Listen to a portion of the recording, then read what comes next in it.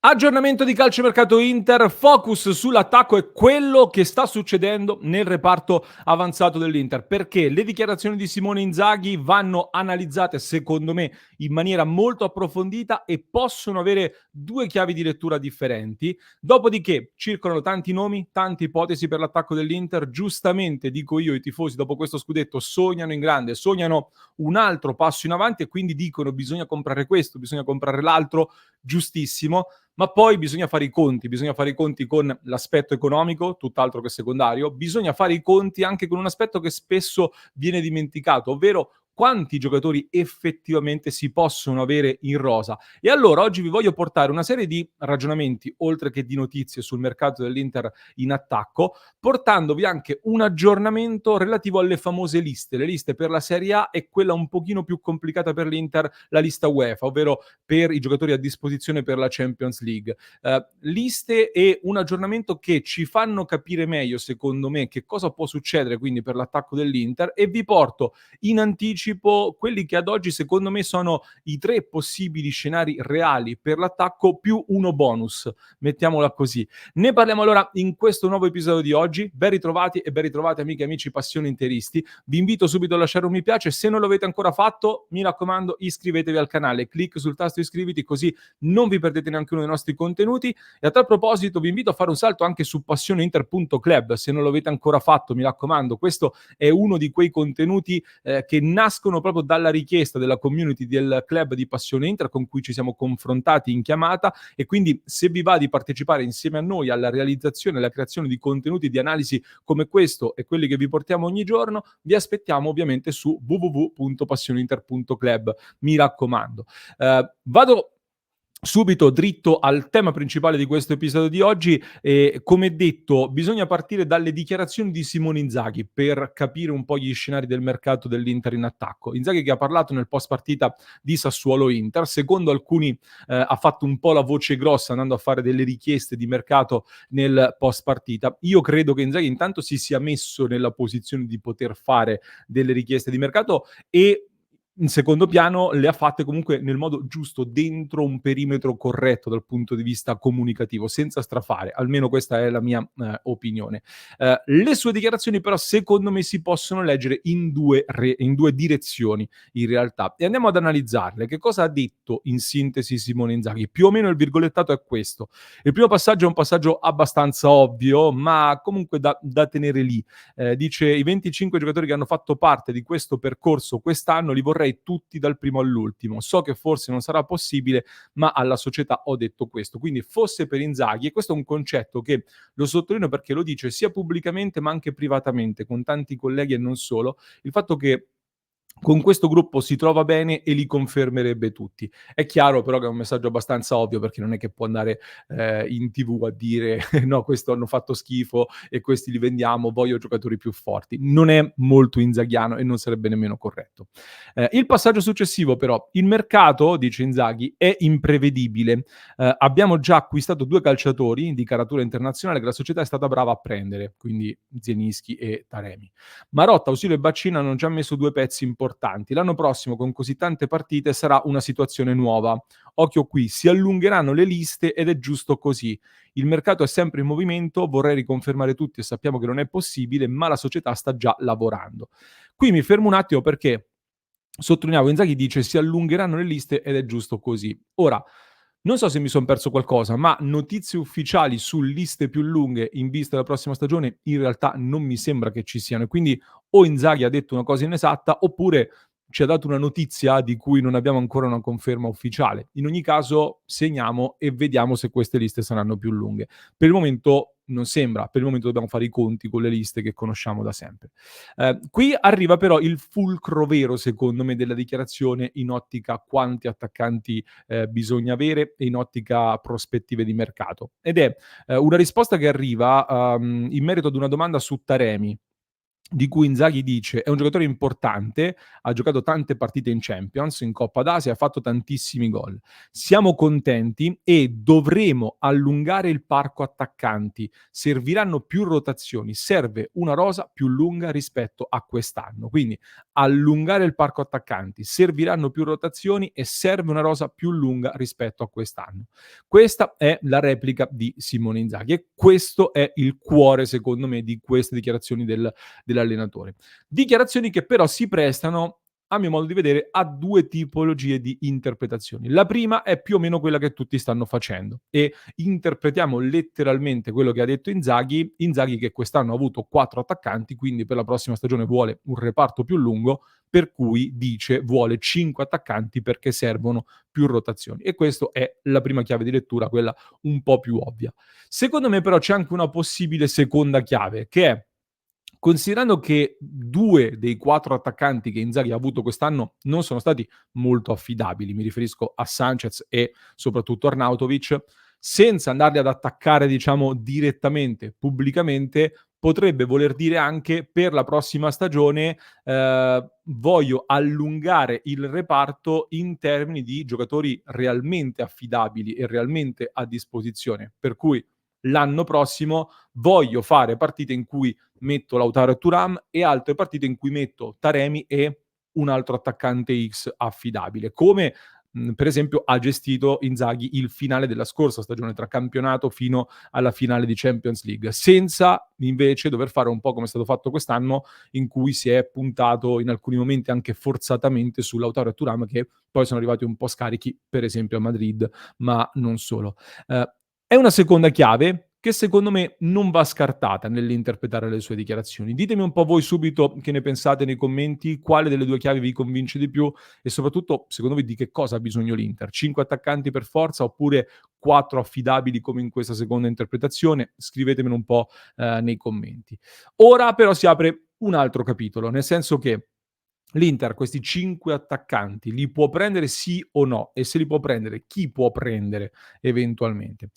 C'è da considerare, come dicevo prima, chiaramente un aspetto economico su cui tra poco arriviamo, quindi alcuni nomi che stanno girando già oggi possiamo reputarli improbabili, ecco, non diciamo impossibili, ma improbabili. Ma c'è innanzitutto un discorso di liste da tenere d'occhio che per me, come dicevo, ci mette di fronte a 3 scenari possibili più 1. Vi condivido una schermata. Spero che sia leggibile abbastanza bene, magari fate uno screenshot se volete. Per chi ci ascolta in podcast cerco di leggerlo nella maniera più chiara possibile. Abbiamo la lista Serie A, in questo caso, che sto, condividendo, e la lista UEFA che invece è sotto, che vengono completate rispettando i vari parametri di compilazione, ovvero in una lista da 25 giocatori ci devono essere 4 giocatori vivaio Inter, 4 vivaio Italia. Il parametro su vivaio Inter e vivaio nazionale cambia tra Serie A e UEFA per quanto riguarda come vengono considerata la formazione di questi calciatori, per cui Bastoni è vivaio Inter in Serie A ma non per l'UEFA, per esempio. Questo ci crea quindi qualche complicazione. Poi per la prossima stagione puoi mettere un numero illimitato in Serie A di calciatori nati dopo il 1° gennaio 2022, quindi Aslani figura ancora come under in Serie A e questo fa comodo per avere un giocatore in più che non ti occupa uno slot nelle liste, quindi magari conviene tenerselo anche se magari se decidi che tecnicamente non ti ha convinto, non vuoi puntarci del tutto, ma non arrivano super offerte, ti fa comodo tenerlo anche in quest'ottica qua. Il risultato comunque è che in Italia, come potete vedere, l'Inter non ha problemi di liste, anzi in questa schermata ho considerato addirittura una rosa con dentro già Taremi e Zelinski, i 2 nuovi arrivati, e addirittura ho confermato pure Sanchez e Quadrado, che ad oggi è estremamente complicato, ma li ho confermati dentro. Ho tolto di fatto Correa, Sensi, Klassen che sono già in uscita. Il senso comunque è che in Serie A l'Inter è super tranquilla, può permettersi addirittura un settimo centrocampista e allo stato attuale anche un quinto attaccante. Il problema subentra invece quando andiamo a scorrere sulla lista Champions League. Ed è un problema perché comunque l'Inter al momento ha soltanto 2 giocatori del vivaio Inter. Quindi questo che cosa comporta? Che la lista a disposizione dell'Inter scende da 25 calciatori a 23. Siccome hai solo 2 giocatori del vivaio, hai 2 slot in meno a disposizione. Quindi Ho tagliato Quadrado e Sanchez, per cui non c'era più spazio per loro. Ho tolto i vari Correa, Sensi, Klaassen che non vengono confermati. Ho inserito Taremi e Zielinski che immagino verranno inseriti in lista Champions, sono stati presi anche per quello. Quindi di fatto la rosa che abbiamo schierato in questo momento è quella attuale, ci ho messo dentro anche Audero, Di Gennaro che andranno visti a fine stagione, però tendenzialmente 3 portieri li deve avere, eccetera. Quindi ho schierato quella che ad oggi possiamo considerare la rosa dell'Inter, per cui con 3 portieri, 6 difensori, 10 centrocampisti includendo la batteria degli esterni e 4 attaccanti, ecco la rosa è al completo. Non ci sono slot per andare ad inserire un altro attaccante, non ci sono slot in questo momento per un quinto attaccante. A meno che però non si operi con creatività, come si dice più volte dalle parti di casa Inter e non solo. E come detto, gli scenari eventuali secondo me sono 3 più 1. Quello più immediato è quello molto semplice secondo me, ovvero vai ad aggiungere, se vuoi un attaccante in più, un giocatore che rientra nel parametro dei vivaio Inter, cioè inserisci in questa lista un attaccante che è cresciuto nel vivaio nerazzurro secondo i parametri UEFA, così puoi aggiungere un attaccante, puoi salire a 24 giocatori rosa senza alcun problema. Nomi come il Pinamonti di turno, il Mulattieri, però dovresti entrambi ricomprarli, oppure alcuni dei nostri che sono in giro. Satriano, che sta facendo bene al Brest, ma potrebbe essere ceduto per portare un tesoretto. C'è Sebastiano Esposito, che sta facendo molto bene alla Samp. C'è poi il nome più chiacchierato di tutti, che è quello di Valentin Carboni, sul quale io ho ancora qualche piccolo dubbio su come possa essere collocato nel 3-5-2 di Inzaghi. Però è un giocatore già tuo, è un'ipotesi da tener d'occhio. Per cui potresti inserire Carboni, lo mettiamo ecco direttamente in lista, avresti quindi Carboni, Lautaro, Thuram, Arnautovic e Taremi, 5 attaccanti come chiesto da Inzaghi e nessun problema di liste e non devi nemmeno pagare i cartellini di calciatori perché Taremi lo prendi a zero e Carboni sarebbe tuo. Questo è un primo scenario. Un secondo scenario, torniamo a Carboni e torniamo alla lista originaria, come dicevo. Il secondo scenario è quello di togliere un centrocampista e un nuovo eventuale attaccante lo aggiunge al suo posto. Dico centrocampista perché in difesa sono già 6, sono quelli. E quindi non so se Inzaghi toglie un difensore per aggiungere un attaccante, ma dubito francamente che possa togliere anche un centrocampista per aggiungere un attaccante. Però è uno scenario questo che trovo francamente molto difficile. Diciamo che nel caso un'ipotesi potrebbe essere togli Dumfries che è quello un pochino meno duttile a livello di ruoli che può ricoprire rispetto agli altri, sempre che Dumfries rimanga, stiamo facendo ovviamente questa previsione attuale, e aggiungi un attaccante X appunto nel reparto avanzato. Così sali a 5 attaccanti e scendi di un esterno, avendo Darmian che può fare entrambe le corsie, avendo Buchanan, avendo Di Marco e Carlos Augusto dall'altra parte. È un'ipotesi, giustamente, le consideriamo tutte, ma la vedo difficile. Rimettiamo Dumfries, togliamo la X e andiamo anche invece allo scenario 3.